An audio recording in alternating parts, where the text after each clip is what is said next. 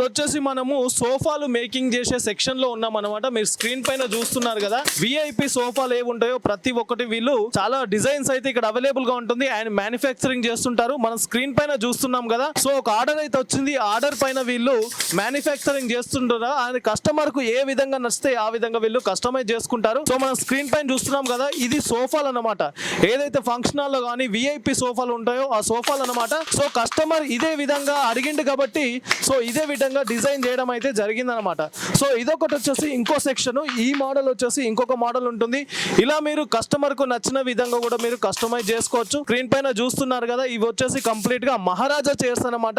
ఏదైతే function halls ఉంటాయో function hall లో మహారాజా చైర్స్ అడుగుతుంటారు. సింగిల్ సీటర్ అంటే సింగిల్ సీటర్ ఉంటుంది, మీకు డబుల్ సీటర్ అంటే డబుల్ సీటర్ ఉంటుంది. స్క్రీన్ పైన చూస్తున్నారు కదా, ఇది వచ్చేసి కంప్లీట్ గా మ్యానుఫ్యాక్చరింగ్ యూనిట్ అనమాట. కాబట్టి మీకు డైరెక్ట్ మ్యానుఫ్యాక్చరింగ్ ప్రైస్ లోనే మీరు ఈ సోఫాస్ అనేది పర్చేజ్ చేయొచ్చు.